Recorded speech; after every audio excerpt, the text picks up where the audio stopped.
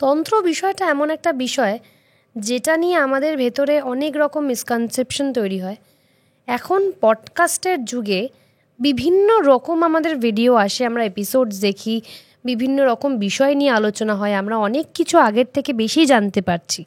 কিন্তু এই জানাটা কতটা সঠিক আর কতটা ভুল সেটা বুঝবেন কিভাবে?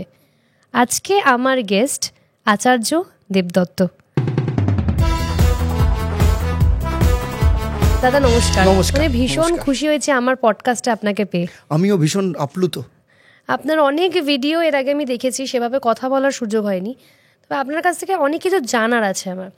কারণ এই পডকাস্টের যে সময়টা, যেটা আমি আগেও বললাম, সেটা হচ্ছে যে তন্ত্রবিদ্যা এছাড়াও আরও যা যা রয়েছে সব বিষয় নিয়ে জ্যোতিষশাস্ত্র অনেক বেশি আমরা জ্ঞান অর্জন করতে পারছি। এবার কতটা আমি সঠিকভাবে জানতে পারছি কোনটা ঠিক কোনটা ভুল, সেই পড়াশোনা তো আমাদের সাধারণ মানুষের নেই। তো সেখান থেকে অনেক রকমের মিসকনসেপশন তৈরি হয়েছে। তো সেটা আমি তোমার কাছ থেকেই জানতে চাইবো। এটা হচ্ছে, তুমি আগে সবার প্রথমে বলো তন্ত্রবিদ্যা কি? তন্ত্র কথার অর্থ কি? তন্ত্র কথার অর্থ হচ্ছে তনুকে রক্ষা করে। যে তনু মানে কি? শরীর। তো তনুকে যে রক্ষা করে সেটাই হচ্ছে তন্ত্র। সুতরাং আর তন্ত্র যখনই আসে তখন আসে শব্দ। তো শব্দ মানে হচ্ছে, শব্দ হচ্ছে পরম ব্রহ্ম। আমরা যখন এই যে কথা বলছি, এই কথা বলার মধ্য দিয়ে কি হচ্ছে, আমাদের মধ্যে এনার্জি তৈরি হচ্ছে।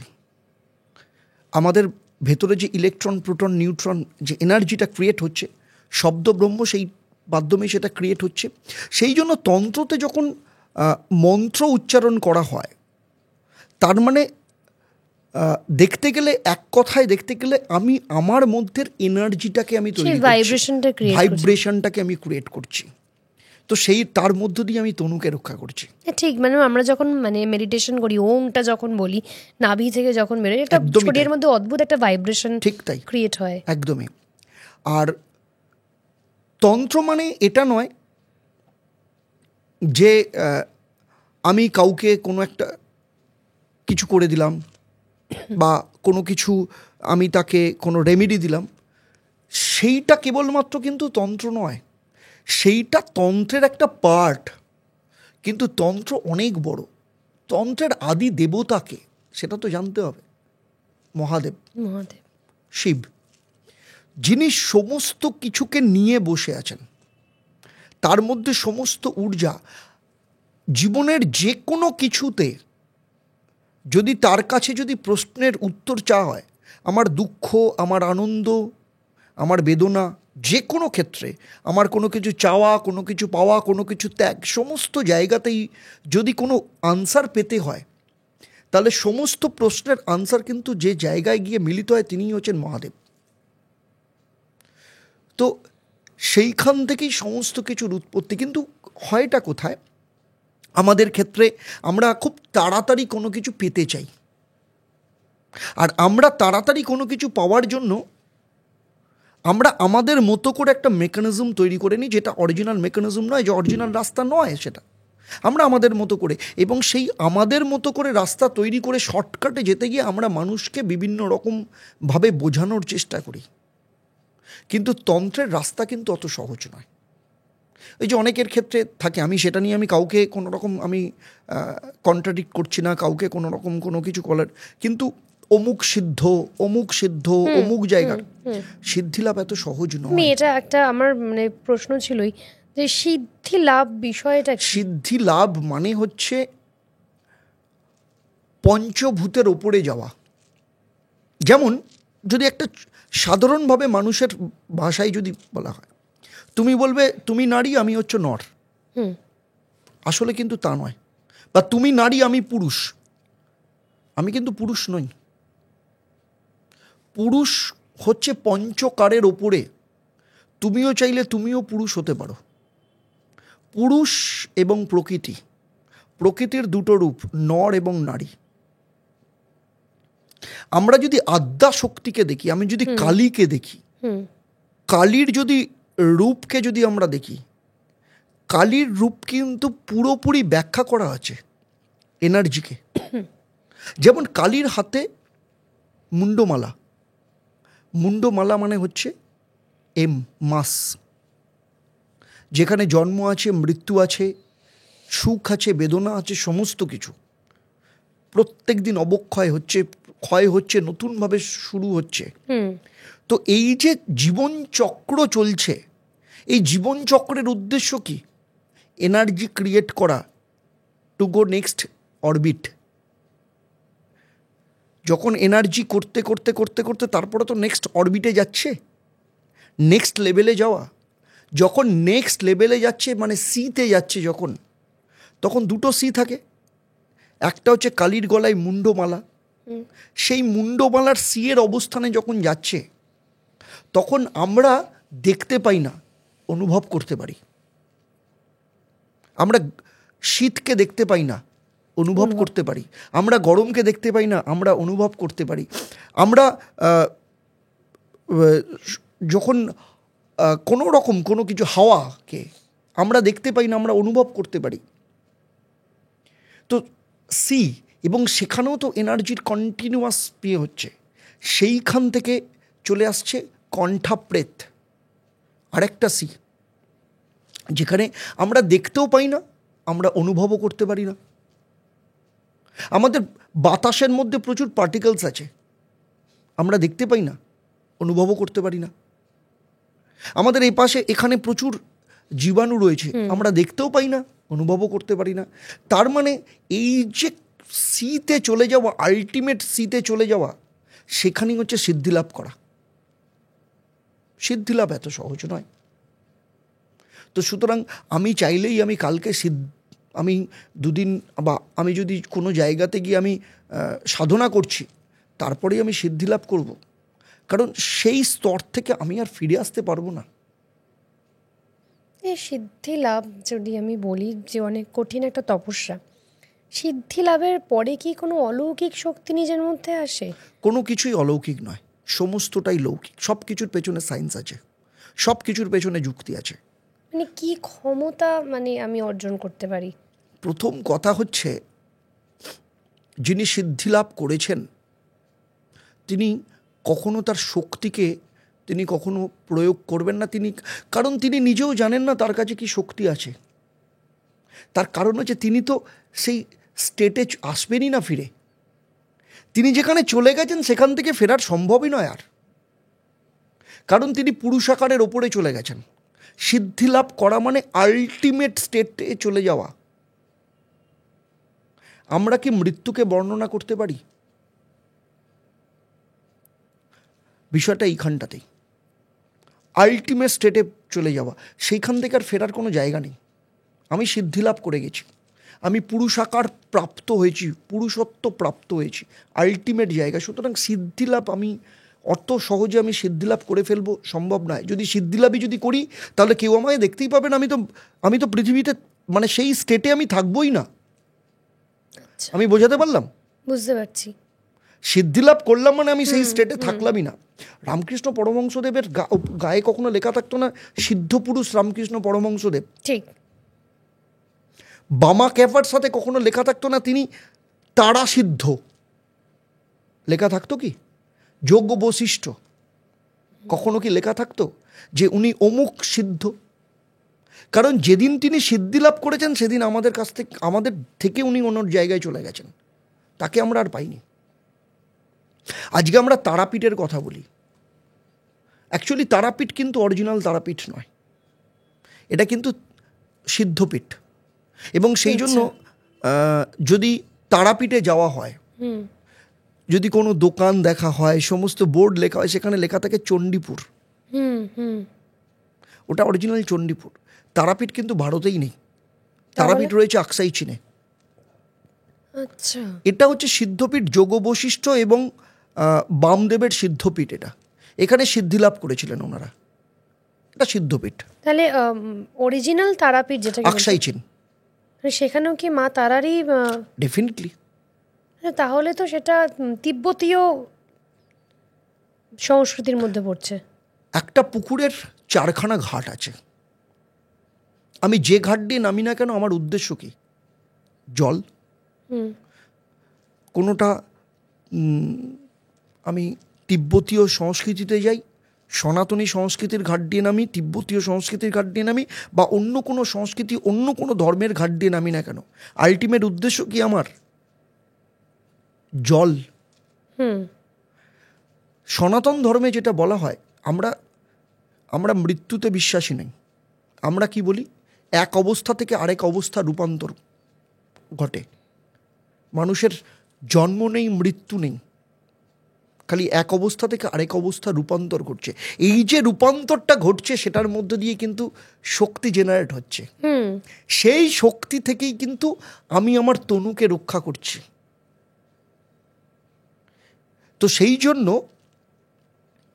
যখন কোনো কাজ করা হয়, তন্ত্র মতে যখন কোনো কাজ করা হয়, তখন সবথেকে ইম্পর্ট্যান্ট যে জায়গাটা, সেটা হচ্ছে আমি নিজের তনুকে কতটা রক্ষা করছি, আমি কতটা আমার ভাইব্রেশন জেনারেট করতে পারছি। আমি যখন সেই আলটিমেট লেভেলের ভাইব্রেশন জেনারেট করতে পারবো, তখনই তো তোমার লাইফের যে সমস্যাগুলো, সেই সমস্যাগুলোকে ঠিক করার জায়গাটাকে আমি তৈরি করতে পারবো। ঠিক। তো আলটিমেটলি সেই জায়গাটা ভাইব্রেশন তৈরি করা, এনার্জি তৈরি করা, ইলেকট্রন, প্রোটন, নিউট্রনকে ভেঙে নেক্সট লেভেলের এনার্জিকে তৈরি করা। এই মৃত্যু নিয়ে যখন কথাই উঠলো, তুমি একটু আগেই আমাদেরকে বলছিলে যে তুমি একজন যুক্তিবাদী সংস্থার সঙ্গে যুক্ত ছিলে, বিজ্ঞান সমিতির সঙ্গে যুক্ত ছিলে, তারপর হঠাৎই ওই ডেস্টিনি, সেখান থেকে এই পড়াশোনা, তার মধ্যে সবেতেই একটা বিজ্ঞানসম্মত সব কিছু রয়েছে। মৃত্যুর পরে কি ঘটে? এ তো আমি একমাত্র যেদিন ওই যে বললাম, ওই স্টেট থেকে আসতেই পারবে না, জানবে কি করে? আমি যদি বলি তাহলে অনেকের ক্ষেত্রে, যেমন মেডিকেলি অনেকে তো মেডিকেলি ব্যাখ্যা করেছে যে কেউ যখন মারা যাচ্ছে তার ব্রেন কতক্ষণ জেগে আছে, সে কতটা দেখতে পাচ্ছে, কোন জায়গাটা আসছে। কিন্তু মৃত্যুর ওপারে গিয়ে ব্যাখ্যা করা, যদি বলি, তাহলে আমি বলবো আমি মানুষকে মিথ্যার অপলাপ করছি, আর কিছুই না। সম্ভব না। আমি সেটা বলছি, ভগবান পর্যন্ত এর ব্যাখ্যা দিতে পারেননি। আজ অবধি সনাতন ধর্মের কোথাও কোনো বইতে সেইভাবে ব্যাখ্যা কেউ দিতে পারেনি, কারণ সাইনাইডের টেস্ট কেউ বলতে পেরেছে? তো বলবে কি করে? বলতে গেলে তাকে তো ফিরে আসতে হবে, খেয়ে হজম করে ফিরে আসতে হবে। আমি সেটা বলছি না, যেটা জানার ছিল যে তুমি তো অনেক দিন ধরে সাধনা করছো, অনেক তপস্যা করছো, নিশ্চয়ই এমন অনেক কিছু ঘটেছে যেটা আমরা জানি যে তন্ত্রবিদ্যায় আমরা বিভিন্ন রকমের আত্মার সহযোগিতা পাই। সেটা আলাদা জিনিস, সেই জায়গাটা যেটা হয় সেটা হচ্ছে আত্মাকে যখন কানেক্ট করা হয় তন্ত্রের মধ্য দিয়ে, অনেক রকমভাবে আসে। কেউ পিশাচ বিদ্যার মধ্য দিয়ে আত্মাকে কানেক্ট করতে পারে, কেউ ডাকিনী বিদ্যার মধ্য দিয়ে কানেক্ট করতে পারে, আবার কেউ তন্ত্রের অরিজিনাল রূপ ভগবানের মধ্য দিয়েও সেখানে কানেক্ট করা যায়, ভৈরবের মধ্য দিয়েও তাকে কানেক্ট করা যায়, কাল ভৈরবের মধ্য দিয়েও কানেক্ট করা যায়, মহাকালের মধ্য দিয়েও তাকে কানেক্ট করা যায়। তার কারণ ওই যে বললাম, এক অবস্থা থেকে আরেক অবস্থা রূপান্তর ঘটে। মৃত্যু বলে কিছু হয় না, জন্ম বলেও কিছু নেই। আমরা এক অবস্থা থেকে আরেক অবস্থা রূপান্তর করছি। এই যে অবস্থার যে ফরমেশনের যে জায়গাটা তৈরি হচ্ছে, সেই মাঝখান থেকে আত্মার সাথে কানেক্ট করা যায়, এবং সেই আত্মার কানেক্টের মধ্য দিয়েও কিন্তু মানুষের জীবনের অনেক কিছু করা যায়। তার মানে এটা নয় তাকে কর্ণপিশাচিনী হতে হবে, তাকে ডাকিনী চর্চা করতে হবে, সমস্ত কিছু। এখন ব্যাপারটা হচ্ছে ওই যে আমি একটাই কথা বললাম, আমি আলটিমেটলি আমার উদ্দেশ্য কি? পুকুরের জলটা পাওয়া। আমি পিশাচ চর্চার মধ্যে দিয়ে যাই, আমি ডাকিনী চর্চার মধ্যে দিয়ে যাই, আমি মহাকাল ভৈরবকে ধরেই যাই। আমার তিনটে ঘাট, আলটিমেট উদ্দেশ্য হচ্ছে আমাকে মার্গ, যে কথাটা হচ্ছে আমার মার্গ দর্শন করা। সেই মার্গ দর্শন আমি যে কোনোভাবেই করতে পারি। আমি কাল ভৈরব চর্চা করি বলে আমি শ্রেষ্ঠ, বা আরেকজন পিশাচ চর্চা করি বলে। ইষ্ট দেবতা কাল ভৈরব। আমি কালভৈরব চর্চা করি বলেই আমি সমস্ত কিছু, আমি লাইফে সমস্ত কিছু পেয়ে গেছি, আর একজন পিশাচ সাধনা করে বলে সে কিছু পায়নি, বা সে পিশাচ সাধনা করে বলে সে অনেক বেশি অধিকারী, এটা ভাবার কোনো কারণ নেই। আলটিমেটলি উদ্দেশ্য কিন্তু সবারই কিন্তু এই জলটাকে নেওয়া, আমি যে রাস্তা দিয়ে যান না কেন। আর আরেকটা যেটা সবথেকে বড় কথা হচ্ছে ব্রহ্মজনী। আমাদের জন্ম হোক, মানে আমাদের সৃষ্টি হোক, আমাদের ধ্বংস হোক, যোনির মধ্য দিয়ে হয়। মাতৃযোনি দিয়ে আমাদের জন্ম হয়, আর ব্রহ্মযোনি দিয়ে আমাদের লীন হয়। যে সেই জন্য যেখানে পোড়ানো হয়, যে চিতাটাকে করা হয়, সেই চিতাটা কিন্তু যোনির আকারে থাকে, কারণ সেখানেই কিন্তু সে লীন হচ্ছে। তো যোনির মধ্য দিয়েই কিন্তু তাকে লীন হতে হবে তার লাইফে। তো সেটাও সেই রকম জায়গাতে। তো তন্ত্র মানে, আমি যদি পিশাচ সিদ্ধ, বা সিদ্ধ ভুল বললাম, আমি যদি পিশাচ সাধনা করি, তার মানে আমাকে ভয় পাওয়ার কিছু নেই। আমি যদি ডাকিনী বিদ্যা করি, আমাকেও ভয় পাওয়ার কিছু নেই। বা আমি যদি কালভৈরবের বিদ্যা করি, আমাকে ভয় পাওয়ার কিছু নেই। কারণ আমি তো একটা মার্গের মধ্য দিয়ে যাচ্ছি। আমি জানি কোনটাকে আমি কখন কিভাবে আমি ব্যবহার করব। আলটিমেটলি উদ্দেশ্য কিন্তু অন্য মানুষকে আমি কি দিচ্ছি, তার থেকেও উদ্দেশ্য হচ্ছে আমি আমার লাইফের মার্গদর্শনটা পাচ্ছি কিনা। তন্ত্রে মানুষ তাহলে এত ভয় পায় কেন? মানে যেটা শুনলেই বাবা তান্ত্রিক। আসলে আমাদের মধ্যে কিছু না কিছু ক্ষেত্রে ওই ঠাকুর রামকৃষ্ণদেবের কথাই আসছে। সেটা হচ্ছে জ্ঞানের মধ্যে দিয়ে ভক্তি আসা উচিত, ভয়ের মধ্যে দিয়ে না। ঠিক। জ্ঞানযোগ সব থেকে আগে। জ্ঞান যদি না থাকে তাহলে যে ভক্তি আসে, সেই ভক্তিটা কিন্তু ভয়ের ভক্তি। যেমন একটা যদি উদাহরণ দিই, আমরা ভগবানকে আমার বাবা মায়ের জায়গায় রাখি। তো আমরা তো ভগবানের সন্তান, তাহলে ভগবান আমাকে কেন পাপ দেবে? আমার বাবা মা কি আমাকে পাপ দেয়? অন্যায় করলে সে বকে, ন্যায়ের রাস্তায় নিয়ে আসার চেষ্টা করে। ন্যায়ের রাস্তায় নিয়ে আসার জন্য আমার জীবনে অনেক কঠিন পরিস্থিতি তৈরি করতে পারে, আমার লাইফে অনেক কিছু সমস্যা তৈরি করতে পারে, যাতে আমি ন্যায়ের রাস্তায় যাই। কিন্তু ভগবান আমাকে পাপ দিয়ে দেবে, এটা তখনই আমার মধ্যে আসবে যদি আমি ভয়ের মধ্য দিয়ে ভক্তি আসে। আমার যদি জ্ঞানের মধ্য দিয়ে ভক্তি আসে, তাহলে ভগবান কিন্তু আমার বাবা মা। কখনো কখনো ভগবান আমার আত্মার আত্মীয়, ভগবান আমার বন্ধু, আমার সখা। এইভাবে যদি আমি ভগবানকে যদি মনে করি, তাহলে ভগবান আমার জীবনের সমস্ত ক্ষেত্রে, সমস্ত জায়গায় তিনি কিন্তু আমার পাশে থাকবেন। এবং পাশে থাকবেন আমি ফিল করতে পারবো। আমি তাকে আমার জীবনের সুখ দুঃখ ব্যথা বেদনা নিয়ে বলে আসব, তার সাথে আমি সেই অনুযায়ী কথা বলবো। আর যদি ভয়ে থাকি, ভগবান আমাকে রক্ষা করো, বিপদে মরে রক্ষা করে, এ নয় মোর প্রার্থনা। আমি বিপদে যেন ভয় না পাই, তুমি আমায় শকতি দাও। তো ভগবানকে তন্ত্রচর্চার মধ্য দিয়ে ভয় পাওয়া নয়, তন্ত্রচর্চার মধ্য দিয়ে ভগবানের রাস্তা, ভগবানের সাথে কানেকশন করা। আমি মার্গদর্শনের মধ্য দিয়ে, আমি শয়তানের মধ্য দিয়ে যেতে পারি, মানে পিশাচের মধ্য দিয়ে যেতে পারি। এবার অনেকে বলবে পিশাচ সাধনা খুব কঠিন। সব সাধনাই কঠিন, যে কোনো সাধনা। বিরাট কোহলি ক্রিকেট খেলছে, সেটাও তার সাধনা। সেই সাধনাটা তার লাইফে ভীষণ কঠিন। লাস্ট 12 বছর ধরে তার পছন্দের খাবার সে খায়নি, দুদিন আগেই আর্টিকেলে বেরিয়েছে। তার মানে তাকে তো সেই জায়গাটা স্যাক্রিফাইস করতে হয়েছে। একজন সাধক সেই যে জীবনে স্যাক্রিফাইস করতে পারে। আর এই জায়গাটাতে আমি পরে জেনেছি, আগে জানিনি, কিন্তু পরে জেনেছি যে আমার যে লগ্ন, জ্যোতিষশাস্ত্র অনুযায়ী সেই লগ্ন সাপেক্ষে নবম স্থান হচ্ছে ভাগ্যস্থান, গুরুস্থান। সেই গুরুস্থানে গুরু বসে আছে। গুরু মানে দেবগুরু বৃহস্পতি।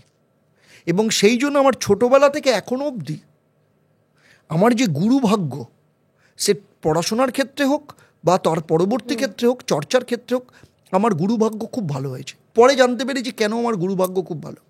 সবাই যে আমার থেকে তথাকথিত পড়াশোনায় খুব বড়, বয়সে খুব, এমন অনেকে রয়েছে, সে আমার থেকে বয়সে ছোট, আমার এডুকেশনাল কোয়ালিফিকেশন তার থেকে আমার বেশি, কিন্তু সেই বিষয়টা যখন আমি শিখেছি, আমি তার পায়ের কাছে বসে শিখেছি। যেমন আমাকে যদি আজকে যদি রিক্সা চালানো শিখতে হয়, তাহলে যে রিক্সা চালায় তার কাছে শিখতে হবে। আমার যদি মনে করি যে না আমি তো পড়াশোনা জানি, আমি কেন রিক্সা চালানো তার কাছে শিখবো, আমি কি শিখতে পারবো? আমার লাইফে এই ঘটনাটা ঘটেছে ভীষণভাবে। গুরু ভাগ্য আমার খুব ভালো। আমার যেমন তন্ত্রের গুরু, আমি তাকে মাস্টারমশাই বলতাম, তার সাথে আমার আলাপ হয় ট্রেনে। তিনি রানাঘাট কলেজের কেমিস্ট্রির প্রফেসর ছিলেন। তো রানাঘাট লোকালে ফিরছেন, লাল শালু পরে, একজন তান্ত্রিকের যেমন চেহারা থাকে, যেরকম বেশভূষা থাকে উনি সেই রকম। তো আমি ওনাকে গিয়ে বললাম, আপনি কি তন্ত্র চর্চা করেন? আমি তখন ছোট, তন্ত্র চর্চা করেন? বললো তুই যেটা চাইছিস সেটা আমি করি না। বললাম মানে?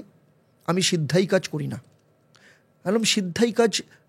বলছে আমার ঠাকুর পরমহংস কোনোদিনও সিদ্ধাই কাজ করেননি, আমিও সিদ্ধাই কাজ করি না। সিদ্ধাই কাজ বলতে? সিদ্ধাই কাজ মানে তোমার জন্য তাবিজ বানিয়ে দেবো, তোমার জন্য মাদুলি বানিয়ে দেবো, সেইটা করি না। বললাম তাহলে কি করেন? আমি জ্ঞান জাগরণের কাজ করি। বললাম কীভাবে শিখবো আপনার কাছে? বললো চলে আসবি অমাবস্যার দিন তারাপীঠের মাঝের চিতায়। তো মাস্টারমশাই গত হয়েছেন 2020-তে। মোটামুটি 2014-15 অবধি যারা সেই সময় নিয়মিতভাবে তারাপীঠে যেতেন, বা যারা আজকে যদি পডকাস্ট কেউ যদি শোনেন, তারা প্রত্যেকেই জানবেন যতদিন উনি তারাপীঠে যেতেন মাঝের চিতা ওনার জন্য একদম বরাদ্দ ছিল। আমরা মাঝের চিতাতেই বসেই হোম করতাম। এর পেছনে আরেকজনের দায়ে একজন ভীষণ রেসপন্সিবল ছিলেন। তারাপীঠ শ্মশানে একজন ডোম ছিলেন, তার নাম ছিল শানি, কিন্তু মাস্টারমশাই তাকে শনি বলে ডাকতো। এই শনি বলে ডাকতো, ঠিক মাস্টারমশাই একদম মাঝের চিতা ওনার জন্য একদম বরাদ্দ ছিল, ওখানে বসেই আমরা হোম করতাম। এমনও সময় গেছে, মানে আমাদের হোম মানে শুধু কাঠ জ্বালানো নয়। হোমের আগে আমাদের যেটা করতে হতো সেটা হচ্ছে আমাদের জপ করতে হতো। জপ 2 রকম হয়, অজপা, জপা। 3 রকম হয়, আমি সাধারণ মানুষের জন্য 2 রকম বলছি, অজপা আর জপা। অজপা মানে ধরুন তোমার সাথে কথা বলছি, বলতে বলতে আমি কনস্ট্যান্ট আমি জপ করছি, দিটস কল্ড অজপা। আচ্ছা। আর আমি এই যে কথা বলছি, আমি জপ করছি, সেটা তুমিও শুনছো, সবাই শুনছে, সেটা হচ্ছে জপা। আমি সাধারণ 2 বললাম, 3 ধরনের হয়, আমি সেটা অতটা ডিপে যাচ্ছি না। তো সেই জপ করতে করতে যখন করতে হয় আমাদের 1-1.5 ঘন্টা জপ করতে হতো, পুরো ইয়ে করতে।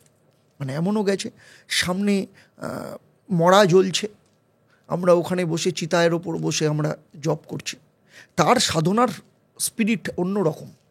সেখান থেকেও আমরা শিখেছি চিতার ওপর বসে সাধনা করা, মাস্টারমশাই শিখিয়েছেন। মরার ওপর বসে সাধনা করা, সেটাও শিখিয়েছেন।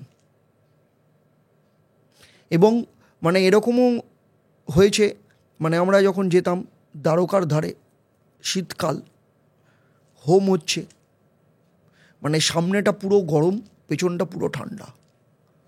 শীতকাল তো মানে 50-50 রেশিওতে ভাগ হয়ে গেছে শরীরে। তো মাস্টারমশাইয়ের কাছ থেকে শেখা যে জ্ঞান দিয়ে কি করে ভগবানকে জানতে হয়। যদি যে কোনো বাড়ির হোম হোক বা যে কোনো হোম যদি দেখা হয়, তাহলে দেখা যাবে প্রচুর ঘি দিয়ে হোম হয়, হয়তো। মাস্টারমশাইয়ের কাছ থেকে আজকেও আমরা হোম করি, সেটা ওনার কাছ থেকে শেখা। মোটামুটি 100 কেজি 150 কেজি কাঠের হোম, 4-5টা হোম হয়, 500 মানে ½ কিলো ঘি লাগে খুব বেশি হলে। এতগুলো হোমে? তার কারণ হচ্ছে হোম মানে ঘি দিয়ে কাঠ জ্বালানো নয়। হোম মানে হচ্ছে আমি এনার্জি ক্রিয়েট করছি, যেটা আমি প্রথমেই বললাম। আমি এনার্জি কি করে ক্রিয়েট করছি সেটাই পেয়ে রয়েছে। না আপনি এতদিন, মানে তুমি এতদিন ধরে, তুমি দুটোই বেরিয়ে যাচ্ছে আর কি, তুমি এতদিন ধরে সাধনা করছো, মানে কিছু এক্সপিরিয়েন্স যেটা মানে ভীষণ তোমার মনে পড়লে গায়ে কাঁটা দেওয়ার মতো আর কি? না, কাঁটা দেয় না। কেন কাঁটা দেয় না? তার কারণ হচ্ছে মাস্টারমশাই আমাদের বলে রেখেছিলেন, সেই জন্য কাঁটা দেয় না। আমাদের তো দিতেই পারে শুনে, সেই রকম যদি কিছু শেয়ার করো। যেমন প্রেত চর্চা যখন করতাম, আমরা প্রচুরভাবে আমরা মানে প্রেতের সাথে কানেক্ট হওয়ার যে জায়গাটা, সেই জায়গাটাতে পর্যন্ত রয়েছে। মাস্টারমশাই একটা কথা বলতেন, আমাকে ছুঁয়ে বসবি, কারণ অনেক রকম সমস্যা হতে পারে। যেমন আমার সাথেই একজন ছিল, আমরা মাস্টারমশাইয়ের কাছে যখন করতে যেতাম, তো সেই সময় সে, অনেকের থাকে না একটা বয়সের সময় মনে হয় না যে আমরা একটু এক্সপেরিমেন্ট করে দেখি, একদমই উনি বলছেন কি দেখি না, উনি অত করে বলছেন আসল কি আছে, প্রত্যেকের একটা বয়সের জাগে এই সময়। তো তার মনে হয়েছিল দেখি, ওর বাবা বলতো, বাবা বলছে দেখি ইয়ে করি। তো করতে গিয়ে সে ওখান থেকে উঠে চলে যেতে যাচ্ছিল। বিলিভ মি, যখন পড়লো মোটামুটিভাবে 15 মিনিট ধরে তার জ্ঞান ছিল না। মানে সাধনা করতে গিয়ে, হ্যাঁ, সাধনা করতে গিয়ে ও হট করে উঠে চলে যাচ্ছিল। ওই জায়গাটা যেভাবে ও ঘুরে গিয়ে পড়লো, মনে হলো কেউ একজন ওকে ধরে ঘাটটাকে ধরে দাম করে ফেললো। আর যখন পড়লো, ঘাটটা ঠিক এইরকম অবস্থায় 15 মিনিট এই অবস্থায় ছিল। বাপরে। মাস্টারমশাইকে বললাম বিয়ে করছি, মাস্টারমশাই দেখলো, কিছু বললো না, চুপচাপ নিজের কাজটা করলেন। করার পর তারপরে ইয়ে করে ঠাঁটিয়ে তাকে পরে এক থাপ্পড়। আমার কাছে এসেছিস যখন, আমার কথা শুনে চলতে হবে। যদি বিশ্বাস না হয় এখান থেকে চলে যাবি। যখন আসবি নিজেকে পুরোপুরি স্যাটিসফাইড হয়ে আসবি, নালে আসবি না। আজকে তোর প্রাণটা চলে গেলে তাহলে কি হতো? প্রাণটা চলেই যেত যে অবস্থাতে। তা যেমন আমার মনে আছে পুরীতে মাস্টারমশাইয়ের যে আশ্রম, সেই আশ্রমে আমরা অমাবস্যার সময় আমরা হোম করছি। তো কীরকম আশ্রমটা তখন যখন হয়, একটা দিকে আর একটা দিকে পুরো ফাঁকা মাঠ, কিছুই নেই। তো মাঠের মধ্যে আমরা সামনে, আশ্রমের সামনে বসে হোম করছি, ঠিক আছে?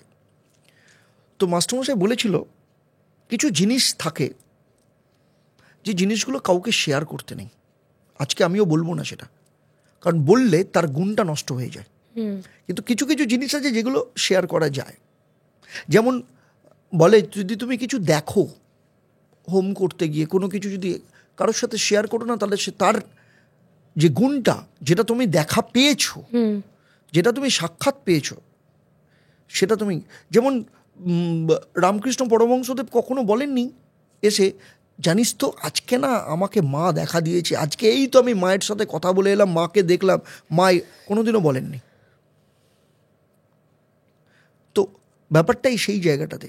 কিন্তু যে ঘটনাগুলো ঘটেছে, যেমন আমার লাইফে এরকম হয়েছে, সেই দিন করতে গিয়ে আমি যখন হোমটা হচ্ছে, আমি সবসময় মাস্টারমশাইয়ের ডান দিকে বসতাম, কারণ মাস্টারমশাইয়ের অনেক কিছু লাগতো, আমি জানতাম সেগুলো এগিয়ে দেওয়া সমস্ত কিছু। আর মাস্টারমশাইয়ের ব্যাপারটা হচ্ছে, আমি মানে ওই যে হোমে বসতেন হয়তো 3 ঘন্টা 4 ঘন্টা 5 ঘন্টা ধরে কন্টিনিউয়াস বসতেন। ওই অতক্ষণ না আমার বসা সম্ভব হতো না, পাটাকে আস্তে করে সাইড করে দিতাম, একটু ইয়ে করতাম, সেই জন্য সাইডে বসতাম, সমস্ত কিছু ইয়ে করতাম। পুরীতে হোম করছি, হঠাৎ করে মনে হলো, জাস্ট ইয়ে করতে গিয়ে আমি জাস্ট এরকম তাকালাম, মনে হলো সামনে কেউ একজন দাঁড়িয়ে আছে, একদম আমি পরিষ্কার। আমি আমি ভয়ে মাস্টারমশাইয়ের হাত চেয়ে মাস্টারমশাই এরকম ইয়ে করে জাস্ট বললো ঠিক আছে, মানে জাস্ট ইয়ে করলো। আমি দেখলাম সামনে একজন জটা হয়ে দাঁড়িয়ে আছেন, কালো, মানে অদ্ভুত তার ইয়ে। কেন আমি এই কথাটা বললাম, তার কারণ হচ্ছে এই কথাটা আমি বলে ফেলেছিলাম, সেই জন্য আমি শেয়ার করলাম। মাস্টারমশাই বলেছিল এরপর থেকে আর কখনো কাউকে শেয়ার করবি না কোনো জিনিস সেই জায়গাটাতে। মানে আমি খালি ভাবছি আমি কি ভুল দেখলাম। আমি অনেকক্ষণ ধরে আমি হোম করছি আর এরকমভাবে দেখছি, আর সামনেও সবাই বসে আছে, কিন্তু সবাই পেছন করে বসে আছে, আর আমি এখানে বসে আছি, মাস্টারমশাই বসে আছে, বাকিরা সব ঠিক এইরকমভাবে হোমকে ঘিরে বসে আছে। আর কি হয়, হোমটা তো অনেকটা বড়, আগুনটা অনেকটা দিকে অবধি থাকে, নিচে থাকে, গরমটা অনেকটা থাকে। আর কখনো কারোর যদি এক্সপিরিয়েন্স থাকে, সবসময় যদি জামা কাপড় মানে হোমের পরেও থাকে, পায়ের এই জায়গাটা তো খালি থাকে, সেই জন্য পায়ের এখানে সব থেকে বেশি তাতটা সব থেকে বেশি লাগে, এখানে বেশি লাগে, আর এইখানটায় সব থেকে বেশি লাগে হোমের যখন থাকে। তো সেই জন্য সবাই, আমি বসে আছি, সবাই এই জায়গাটা, ফলে পেছনে ওই জায়গাটা দেখার কেউ নেই, একমাত্র ভিজুয়াল আমি আর আমার মাস্টারমশাই দুজনে মিলে দেখছি। তো দেখছি দাঁড়িয়ে আছে, আমি মাস্টারমশাইকে এরকমভাবে হাত ধরে এরকমভাবে বসে আছি আর করছি। কিছুক্ষণ বাদে আমার মনে হলো আমার চোখের সামনে না ওই যে সেই সর্ষে ফুল দেখা বলে না, বিলিভ মি, আমার মনে হলো আমার চোখের সামনে আমি সর্ষে ফুল দেখছি খালি, মানে কীরকম একটা সেই জোনাকি, হলুদ নীল জোনাকি করতে করতে আস্তে আস্তে দেখলাম এরকমভাবে কি একটা হলো, ধোঁয়ার মধ্যে দিয়ে এটা চলে গেল। তো হোমটা করছিলাম মহাকালের।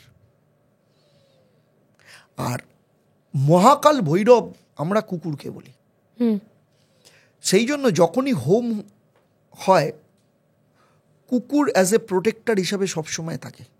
আমরা যারা মহাকাল ভৈরবের সাধনা করি, কুকুরকে আমরা অ্যাভিয়েটার হিসাবে মনে করি। যেমন আমার বহুদিন আগে একটা ঘটনা ঘটেছিল, মহালয়ার অমাবস্যা, তখন পায়রাডাঙ্গা, রানাঘাটের আগে চাকদার পরে পায়রাডাঙ্গা বলে একটা জায়গা আছে। এখন তো প্রচুর রাস্তা হয়ে গেছে, সমস্ত কিছু হয়ে গেছে। সেই সময় আমি বলছি এটা 2004-05 কথা, যারা সেই সময় জানেন, রাস্তা খুব খারাপ অবস্থা, রাস্তা ভাঙা রাস্তা, আর এখন চারপাশে এত ঘর বাড়ি রয়েছে, তখন এক ছিল না, আমি 2004-05 কথা বলছি, রাস্তায় আলো নেই, অন্ধকার। তো চাকদা একজনের বাড়ি থেকে আমি বাইক নিয়ে আমরা 3 জনে গেছিলাম। তো আমাদের সঙ্গে একটি মেয়ে ছিল, 3 জনে গেছিলাম। পায়রাডাঙ্গায় একজন হোম করেছে, সে আমাকে ইনভাইট করেছিল যাওয়ার জন্য, তার হোম দেখার জন্য। আমি গেছি। রাত্রিবেলায়, মহালয়ার অমাবস্যায় রাত্রিবেলায় যখন ফিরছি, তখন বাইকে ছিলাম, 3 জনে বসে আছি, আর ওই গর্তে, অন্ধকারে গর্ত, অমাবস্যা গর্ত দেখা যায়নি, আর গর্তে লেগে মানে বাইকটা বসে গেছে, বাইকের যে সকারটা বসে গেছে, বসে যাওয়ার জন্য বাইকটা এগোচ্ছেও না পেছোচ্ছেও না, সেই অবস্থা। আর যেখান থেকে হয়েছে সেখান থেকে চাকদা মোড় 3 কিলোমিটার। এবার অন্ধকার, চারদিকে কেউ নেই, কোথাও কেউ নেই, মানে গাড়ি গেলে তার লাইটটা পড়ছে, গাড়ি চলে গেলে একদম শ্মশানে নিস্তব্ধতা, অন্ধকার, কিচ্ছু নেই, আকাশে খালি তারা দেখা যাচ্ছে। অমাবস্যা রাত্রে তারা দেখা যায় প্রচুর, চারদিকে মাঠ। তো আমার সঙ্গে যে বললো, ভাই তাহলে তো এখন একটাই কাজ করতে হবে, আমাকে ওখান থেকে যেতে হবে, গিয়ে কোনোভাবে আমাকে মিস্ত্রি ডেকে নিয়ে আসতে হবে, তোমরা এখানে থাকবে, বিপদ কি হবে। তো বললাম যা হবে দেখা যাবে, এটা ছাড়া তো কিছু নেই, আমাদের সারা রাত্রি এখানে কিছু তো ব্যবস্থা করতে হবে, যাও দেখা যাবে কি হবে। তো সে গেল একটা গাড়ি ধরে ওখানে। যখন ওখানে গেল, আর ও যখন চলে গেল, মানে আমরা অসহায়, লিটারালি কিচ্ছু নেই। 5খানা কুকুর, বিলিভ মি, 5খানা কুকুর কোথা থেকে, জঙ্গল থেকে এলো, মাঠের মধ্য থেকে এলো, 5খানা কুকুর আমাদের ঘিরে দাঁড়িয়ে রইল। ওর আসতে মোটামুটি 1.5 ঘন্টা লেগেছিল। তার কারণ হচ্ছে মিস্ত্রি খুঁজেছে, পাইনি, ভ্যান রিক্সা করে ধরে এসছে, সাইকেল ভ্যান রিক্সা ধরে নিয়ে এসছে গাড়িটাকে, বাইকটাকে তুলে নিয়ে যাবে বলে। আসতে 1.5 ঘন্টা সময় লেগেছে। ইন দি মিন টাইমে প্রচুর গাড়ি যাচ্ছে, কেউ কেউ দাঁড়াচ্ছে, কি হচ্ছে, লরি যাচ্ছে, সমস্ত কিছু রিস্ক রয়েছে। 5টা কুকুর পুরো ঘিরে দাঁড়িয়ে আছে। কেউ যদি কোনো রকম করছে, কুকুরগুলো তাদেরকে বাধা দিচ্ছে, মুখে গর্জন করছে, নানা রকমভাবে করছে। যখন কেউ থাকছে না, কুকুরগুলো চারপাশে ঘুরছে, কোথাও শুঁকছে, করছে, নিজেদের মতো করে করছে, করে আবার যেই লাইট দেখছে দাঁড়িয়ে যাচ্ছে। 1.5 ঘন্টা ধরে অ্যাজ এ প্রোটেক্টর হিসেবে কুকুরগুলো ছিল। মানে আমার এখনো আমার গায়ে কাঁটা দিচ্ছে, মানে শুনেই হ্যাঁ কাঁটা দিচ্ছে। যখন ছেলেটি এলো রিক্সা ভ্যান করে, সেই সময় অবধি কুকুরগুলো যতক্ষণ পর্যন্ত অ্যাসিওরেন্স পেল না যে না এবার সিকিওর অবস্থা, এবার ইয়ে করবে, তারপর থেকে গেল। এবং মানে ওই যে অতটুকু গেল, তারপরে অন্ধকার আর খুঁজে পেলাম না কুকুরগুলোকে।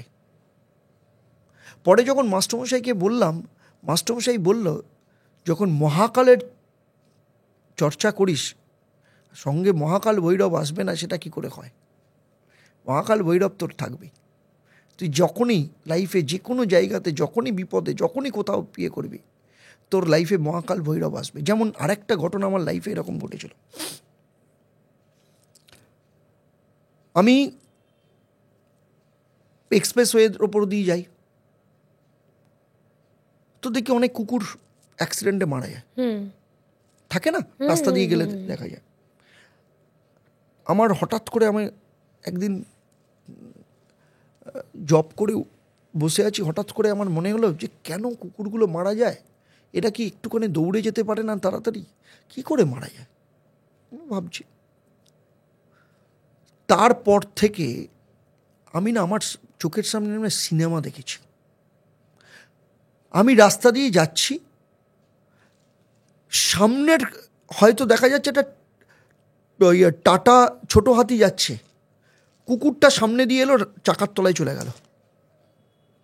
আমি চেম্বার করতে বালুরঘাট যাচ্ছি, দুটো কুকুর রাস্তার মাঝখানে, মানে গঙ্গারামপুর থেকে বালুরঘাটের রাস্তার মাঝখানে বিশাল চওড়া ডিভাইডার, গাছফাট, দুটো কুকুর খেলছে, সমস্ত কিছু করছে। হঠাৎ করে কুকুরটা রাস্তার উপর এলো, সামনের গাড়িটা নিয়ে বেরিয়ে চলে গেল। আমার তারপর থেকে না আমার শরীর খারাপ হতে শুরু করলো, যে আমার সাথে কেন এই ঘটনাটা কেন ঘটছে, কী ইয়ে করছে, আমি ভুলে গেছি কী ধরনের ঘটনা।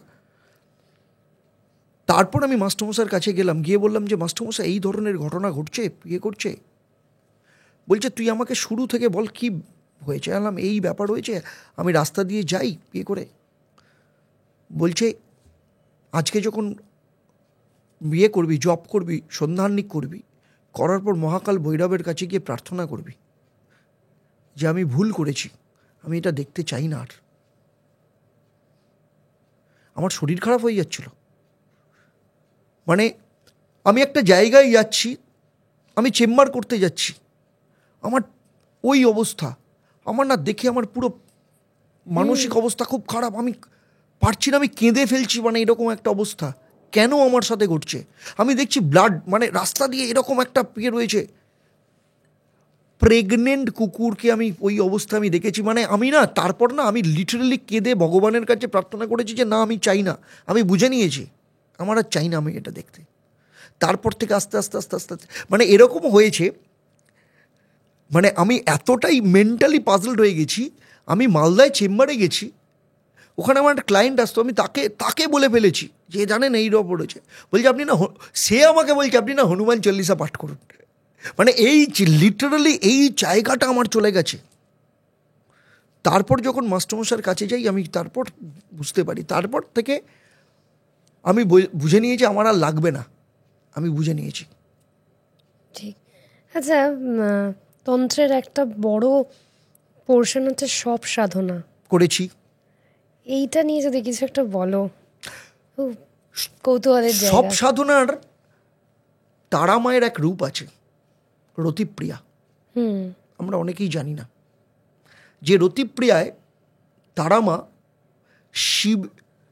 শিবের সাথে, শিবের ওপর দাঁড়িয়ে সবের সাথে মানে সঙ্গমরত অবস্থায় রয়েছেন। রতিপ্রিয়া তারামা, গুহ্য তারা যাকে বলে, সেই গুহ্য তারা। এই সব সাধনার উৎপত্তি আর মানে কিভাবে হয়? সব সাধনা মানে হচ্ছে আমি আমার শক্তিকে আমি এমন একটা মাধ্যমের মধ্যে দিয়ে নিয়ে যাচ্ছি যে সে নিজে কোনো রকমভাবে কানেক্ট করছে না, কিন্তু আমি তাকে মাধ্যম হিসেবে কানেক্ট করছি। যেমন একটা সাধনা আছে, যে সাধনা মধ্য দিয়ে শক্তি অর্জন করার সাধনা। সেটা হচ্ছে সঙ্গমরত অবস্থায় সাধনা। আচ্ছা। সঙ্গমরত অবস্থায় সাধনা করবে, পুরো সাধনা করবে, কিন্তু কোনো রকম পেনিট্রেশন হবে না।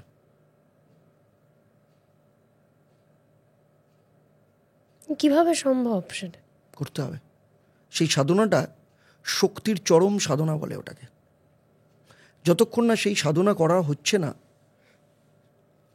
সাধনার সেই ইয়েটা আসবে না। এই যে সব সাধনা নিয়ে আমরা যখন আবার কথা বললামই, একটা মৃতদেহের মধ্যে কি সত্যি আবার প্রাণ সঞ্চার হয়? মানে কি ঘটে সেই সময়? প্রাণ সঞ্চার, তার প্রাণ সঞ্চার হয় না। আমি কোনো মিডিয়ামকে আমি নিয়ে আসতে পারি, সেই শরীরটাকে ব্যবহার করে। শরীরটাকে ব্যবহার করে। আমি যখন তার মধ্য দিয়ে মিডিয়ামকে নিয়ে আসছি, তার মানে আমি আমার শক্তিকে আমি এনজয় করছি। আরেকটা যেটা সবথেকে ইম্পর্টেন্ট, আমার কাছে শক্তি আছে মানেই আমি শক্তির ব্যবহার করব তার কোনো মানে নেই। কিন্তু শক্তি আমার কাছে রয়েছে, কিন্তু শক্তিকে যদি আমি ব্যবহার না করি, তাহলে আমিই কিন্তু শক্তির সর্বশ্রেষ্ঠ ধারক। আর যেখানে সেখানে আমি শক্তি, যেমন হনুমানজির সাথে হয়েছিল, হনুমানজির যে শক্তি, সেই শক্তিকে লঘু করে দেওয়া হয়েছিল। কারণ হনুমানজি শক্তি নিজের সবথেকে শক্তিধর হিসেবে শক্তির প্রয়োগ করে ফেলছিলেন। যেদিন থেকে আমি শক্তি প্রয়োগ করা শুরু করব, সেদিন থেকে আমার শক্তি ক্ষয় হওয়া শুরু হবে। সুতরাং শক্তিকে প্রয়োগ করা নয়, শক্তিকে সঞ্চয় করা। যেদিন থেকে সঙ্গম, কখনো প্রয়োজন হলে কি জন্য প্রয়োজন হবে? মানে যে কোনো, মানে আমি সঞ্চয় করছি, কখনো তো প্রয়োজন হ্যাঁ হতেই হবে। পারে। আমি যেদিন মার্গ দর্শনের দিকে যাব, আমি সেদিনই আমার দরকার হবে, যেদিন আমি অরবিট চেঞ্জ করব। একটা অরবিটে রয়েছি, আর একটা অরবিটে যাব। মানে এটা কিন্তু মৃত্যু নয়, কিন্তু অরবিট চেঞ্জ করা, আমার একটা স্টেট থেকে আরেকটা স্টেটে যাওয়া। সেই সময় আমার শক্তির দরকার লাগবে। এই স্টেট থেকে যাওয়া বলতে বুঝতে পারলাম না ঠিক। যেমন ইলেকট্রন, প্রোটন, নিউট্রন কন্টিনিউয়াস একটা অরবিটে ঘুরছে। সেই অরবিট থেকে ঘুরতে ঘুরতে ঘুরতে ঘুরতে সে নেক্সট অরবিটে যাচ্ছে। দুটোভাবে হয়, হয় সে নিজে যাচ্ছে, নাহলে নেক্সট অরবিট তাকে টেনে নিচ্ছে। এই যে স্টেট চেঞ্জ হওয়াটা, এই স্টেট চেঞ্জ হওয়ার সময় কিন্তু শক্তির দরকার লাগে। তার মানে এটা নয় যে আমি কারোরকে একটা কবচ বানিয়ে সেই জন্য আমাকে ওই শক্তি খরচা করতে হবে। ওটা একটা পার্ট, সব কিছু পার্ট নয় ওটা। তন্ত্র সাধনা তার উপরে। তন্ত্র মানে তনুকে রক্ষা করা যায়। আর আমি যখন কারোর জন্য কাজ করছি, আমি তার প্রতিকারের কাজ করছি। এটা তুমি বললে, যেহেতু আমাদের দর্শক বেশিরভাগই সাধারণ মানুষ, কিভাবে কাজে লাগতে পারে? মানে অনেক তো মিসকনসেপশন হয়, তন্ত্র মানে তার ভেতরে অনেক কিছু ঢুকে পড়ছে। ওই যে বললাম, এই পডকাস্টের সময় মানে অনেক রকম মিসকনসেপশন তৈরি হয়, ভয় তৈরি হয়। এছাড়াও যেরকম আমরা বলি, কালো জাদু থেকে শুরু করে বিভিন্ন রকমের ক্ষতি করার প্রবণতা বেড়ে গেছে, মানুষের মধ্যে হিংসা বেড়ে গেছে। তো সেই জায়গায় দাঁড়িয়ে সাধারণ মানুষ তোমার কাছে কিভাবে উপকৃত হতে পারে? প্রথম কথা হচ্ছে হংস হতে হবে। হংস। আমরা যদি হংসকে উল্টো করি, উল্টো লিখি, তাহলে কি আসবে? সোহং, স্বয়ং। আর স্বয়ংকে যদি উল্টো করি, তাহলে হবে হংস। ঠিক আছে?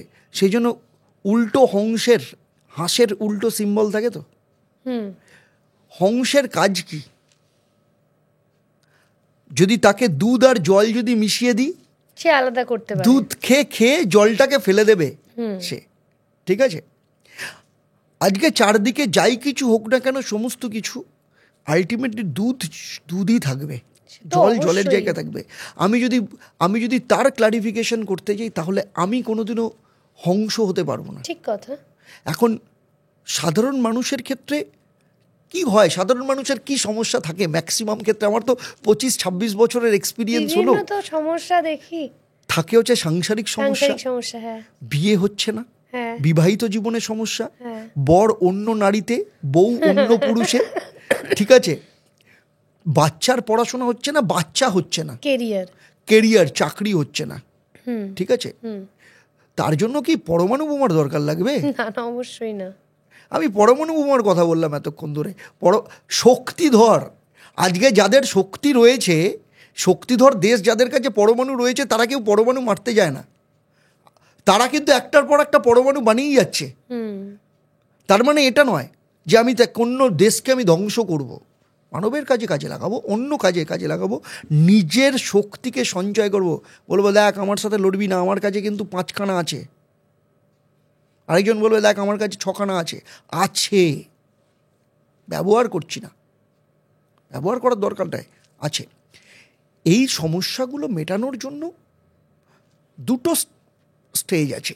একটা এই স্টেট এতক্ষণ ধরে আমি কথা বললাম, তার নিচের স্তর, সেই স্তরে 10 মহাবিদ্যা বিরাজ করেন। আমি যদি 10 মহাবিদ্যার মধ্য দিয়ে যাই, তাহলে একজন মানুষের জীবনে যা উপকার করার বা তার যেটা চাইছে, সে তার চাওয়া ভেসে যাবে। আমি এতক্ষণ ধরে তনুর কথা বললাম, অন্য মার্গে যাওয়ার কথা বললাম, এইবার আসছি হচ্ছে সিদ্ধাই কাজ বা মানুষের জন্য যে কাজগুলো। অন্তর শিক্ষা যতক্ষণ না হয়, বাইরের শিক্ষা দিয়ে কিন্তু সেই শিক্ষা কিন্তু কখনো আসবে না। একটা মানুষের যখন আমি কাজ করব, যখন কাজ করছি, তার মানে আমার অন্তর শিক্ষাটা আগে দরকার, সেই জায়গাটাতে দরকার লাগে। 10 মহাবিদ্যা, অষ্টতারা, অষ্টকালী, মায়ের শক্তির মধ্য দিয়েই সমস্ত কিছু হয়। আমরা লোকে বলি কামাখ্যা মা, বলি না, অ্যাকচুয়ালি কামাখ্যা মা নয়, কামিক্ষা মা। তো কামাখ্যা মা বা কামিক্ষা মা যেটা রিপ্রেজেন্ট করে ওই একটাই জিনিস, ব্রহ্মজনী, জনী তত্ত্ব, সৃষ্টি ধ্বংস দুটোই কিন্তু একদমই। তো একটা মানুষের জীবনের উন্নতি করতে গেলে, যে কোনো কিছু করতে গেলে, ব্রহ্মজনী তার লাইফের সব থেকে বড় রূপ করতে পারে। সুতরাং কামাখ্যা তন্ত্র বা কামিক্ষা তন্ত্রের মধ্য দিয়েই তার জীবনের অনেক কিছু করে দেওয়া যায়। আমরাও করি। কামিক্ষা তন্ত্রের ক্ষেত্রে অনেক রকমভাবে মানুষের জীবনে, মানুষকে অ্যাকচুয়ালি কি, আমি কি কাজ করছি, যেমন তোমাকে কেউ ক্ষতি করার চেষ্টা করছে, আমার কাজ তোমার শত্রুকে ক্ষতি করা না তোমাকে প্রোটেক্ট করা? আমাকে প্রোটেক্ট করা। যদি তোমাকে প্রোটেক্ট করি, ধরো আমি তোমাকে একটা কোনো সিল্ড করে দিলাম, কেউ তোমাকে ক্ষতি করার চেষ্টা করছে, সেই ক্ষতিটা যদি না করতে পারে, যেমন ধরো আমি তোমাকে একটা জিনিস কিছু দিলাম, তুমি সেটা নিলে না, কার থাকবে? তোমারই থাকবে। আমার থাকবে তো। আমি তোমাকে ক্ষতি করার চেষ্টা করছি, তোমার চারপাশে সিল্ড রয়েছে, ক্ষতিটা কার থাকবে? আমার থাকবে। সুতরাং আমাকে তোমার শত্রুর পেছনে দৌড়তে হবে না, ওই জুতো পরার মতো অবস্থা, পাটাকে মুড়ে দিলেই ধুলোবালি এমনিতেই ঠিক হয়ে যাবে। আমার কাজ হচ্ছে তোমাকে রক্ষা করা, তোমার শত্রুর পেছনে দৌড়ানো নয়। হোক না কে যে কাজ করছে, ন্যায়ের পথে যদি থাকা যায়, অন্যায় এমনিতেই চলে যাবে। ঠিক। কেউ তোমাকে, ওই যে অনেকে বলে, আমাকে অনেকেই প্রশ্ন করে, আচ্ছা বলুন তো আপনি, কে আমায় ক্ষতি করেছে, আমি তার ক্ষতি করতে চাই। বললাম কি হবে তার ক্ষতি করে? আমি শেষ দেখতে চাই। এটা কি সত্যি প্রেডিক্ট করা পসিবল যে কে ক্ষতি করছে বা সত্যি আমার উপরে কিছু করা হয়েছে কিনা? হ্যাঁ, ভীষণভাবে পসিবল। কেন পসিবল নয়?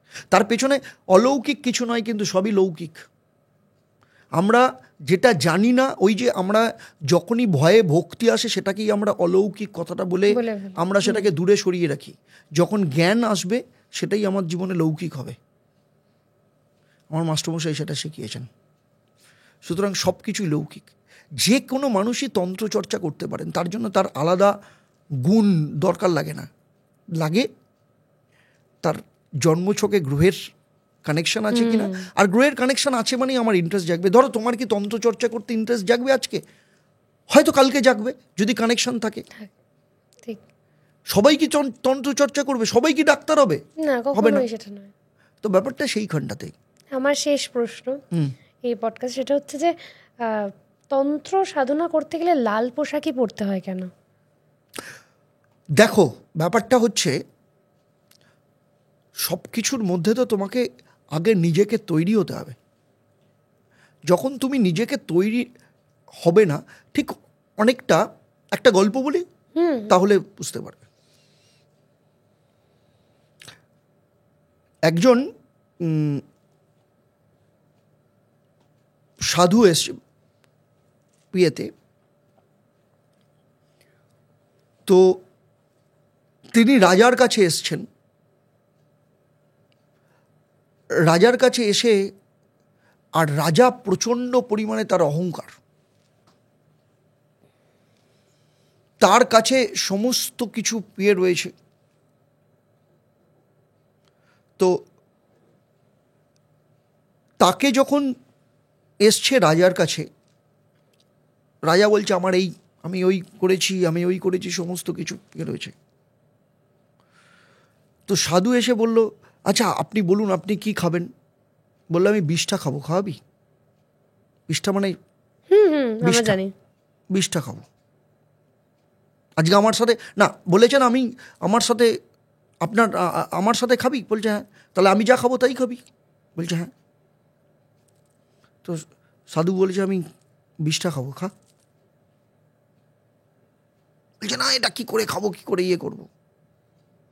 বলছে যেদিন তোর মধ্যে ভেদাভেদ থাকবে না,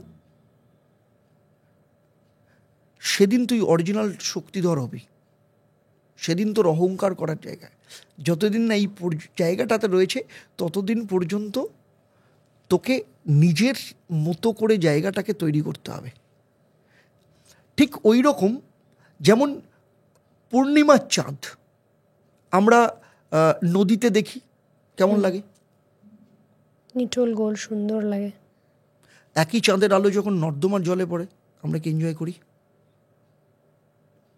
ভেদাভেদ, যতদিন আমাদের ভেদাভেদ থাকবে ততদিন পর্যন্ত একটা মার্গের মধ্য দিয়ে যেতে হবে। যেদিন ভেদাভেদ থাকবে না, সেদিন আমাদের কাছে কিছুই থাকবে না।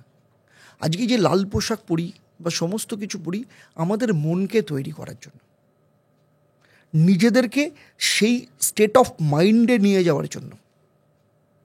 যেদিন ওই ভেদাভেদ থাকবে না, যেদিন আমি নর্দমার জলে চাঁদের আলোকে দেখেও আমি ভীষণভাবে এনজয় করতে পারবো, সেটা যেমন নদীর জলে যেরকম লাগে, সেদিন থেকে আর দরকার লাগবে না। তার আগে অবধি এটা দরকার লাগে, নিজের জন্য দরকার লাগে, কাউকে দেখানোর জন্য নয়। নিজের মনটাকে তৈরি করার জন্য, নিজের মনকে পবিত্র, নিজের মনকে কনসেন্ট্রেট করার জন্য একটা জায়গাতে, যে এইরকম এতে রয়েছে, আর কিছুই না। থ্যাংক ইউ সো মাচ দাদা। আজ অনেক কিছু জানতে পারলাম। তবে শেষে তোমাকে দর্শকদের জন্য কিছু অন্তত বলতে হবে, যেটা ধরো নিত্য নৈমিত্তিক জীবনে যেটা করলে তারাও উপকৃত হবে।